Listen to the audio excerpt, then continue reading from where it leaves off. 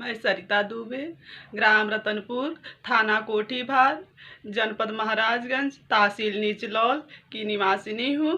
मेरे साथ बहुत बड़ा अन्याय हुआ, अत्याचार हुआ है। आप सब लोग, जितने लोग मेरे वीडियो को देख रहे हैं, सबसे मुझे हाथ जोड़ करके प्रार्थना है कि आप सब लोग मुझे मिल करके मुझे न्याय दिलवाएं। मैं बहुत ही परेशान हो गई हूँ। अब मेरी माँ विधवा है, मेरा भाई पागल है, जो कि मेरे भाई का पागल सर्टिफिकेट यहाँ पर है। आप सब लोग को मैं दिखा रही हूँ कि देख लीजिए आप लोग कि ये मेरे भाई का पागल सर्टिफिकेट है, जो कि बनारस मानसिक हॉस्पिटल में भर्ती था और वहाँ से मुझे मिला है। और ये है मेरी माँ का, जो मेरी माँ पिछले साल अप्रैल में मेरा भाई पागल का दौरा पड़ा हुआ था, उसी बीच मेरे माँ को मार दिया। और मैं जब सुनी, अपने ससुराल से मायके गई और अपने माँ को अपने घर लेकर के आई। उनकी हालत बहुत गंभीर थी। मैं ले जा कर के गोरखपुर में उनका इलाज, उनको एडमिट किए 15 दिन तक और उनका इलाज करवाई। उसी बीच हमारे गांव का ही, मेरे माँ के गांव का संजय श्रीवास्तव, जो कि भाजपा का मंडल अध्यक्ष है, वो क्या किया, मेरी माँ के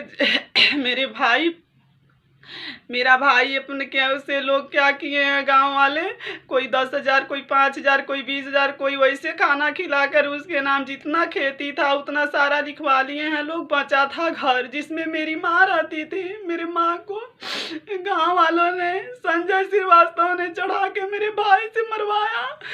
मेरी माँ को जब चोट लग गई, हम लोग जाने, हम गए अपने मायके, अपने माँ को वहाँ से उठा करके लाकर एडमिट किए।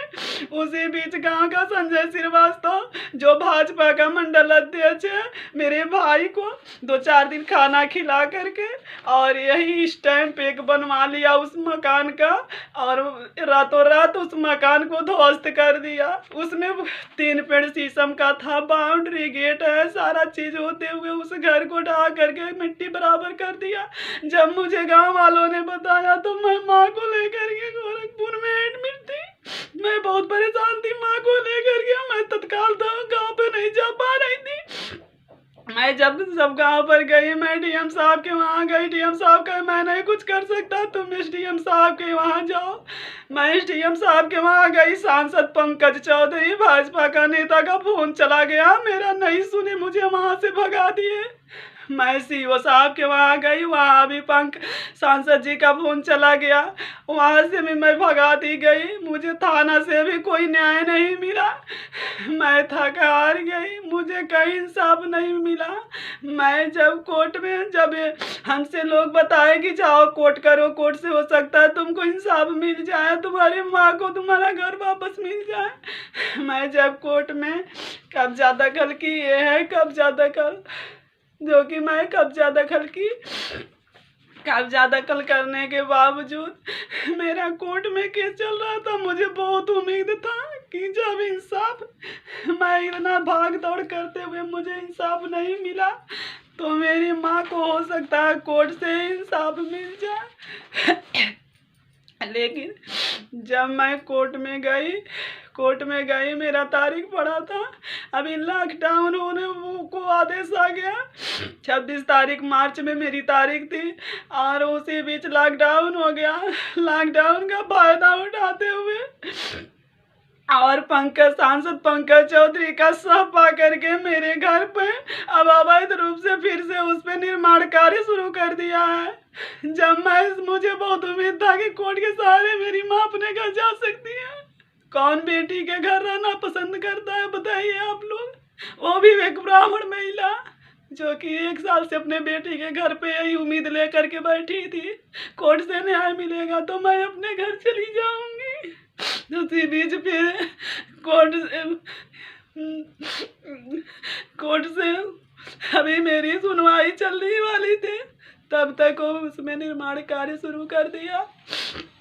मैं गई डीएम साहब के वहाँ, वो कहे जाओ वहाँ मिलने नहीं दिया गया। एसडीएम साहब के वहाँ मुझे भगा दिया गया। मैं थाना अध्यक्ष साहब के वहाँ गई, वो कहे कि तुम्हारे ज़मीन का रखवाली पुलिस करेगी, कोर्ट से लेकर स्टे आओ तभी मैं तुम्हारी ज़मीन रुकवाऊंगा, नहीं तो मैं कुछ नहीं कर सकता। मैं कही सर जब तक लॉकडाउन है तब तक आप मेरा ज़मीन रखा दीजिए, मेरा घर बचा दीजिए। कहे मैं मुझसे कुछ नहीं होगा, भगा दिए। मैं अपने भाई को अपनी माँ को लेकर के डीएम के वहाँ गई। मैं कही अगर न्याय नहीं मिला तो मैं यहीं जर खाऊंगी और अपने माँ को भाई को भी दे दूंगी। मैं अब घर नहीं जाऊंगी, मैं ससुराल नहीं जाऊंगी इन लोगों को लेकर के।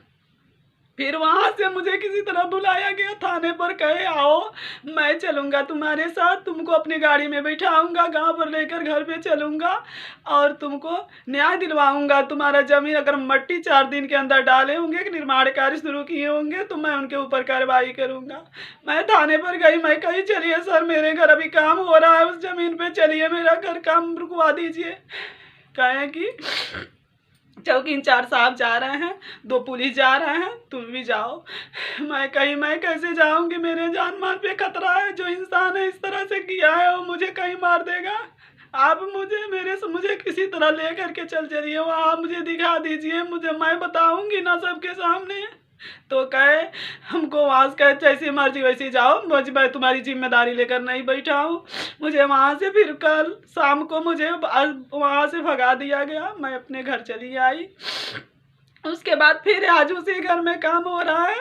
मैं पूछी कि मुझे आप लोग जाएंगे वहाँ क्या करेंगे, कहे मैं जाऊँगा वहाँ वीडियो बनाऊँगा, फ़ोटो खींचूँगा। मैं कहे उस फोटो और वीडियो से क्या होगा, तो कहे कि आगे उसके आगे कोई काम करेगा तो कार्रवाई होगा। तुम्हारे कहने से मैं कार्रवाई करूँगा, मैं देखूँगा, मैं उस हिसाब से कार्रवाई करूँगा।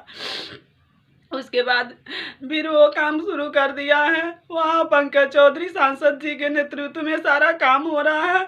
भाजपा का मंडल अध्यक्ष है। आप सबसे मेरी हाथ जोड़कर प्रार्थना है, मेरे साथ बहुत अत्याचार हुआ। मैं अपनी माँ को गई थी एक बार पूछने कि क्यों आप मेरे ज़मीन को कब्जा किए, मेरी माँ कहाँ रहेगी।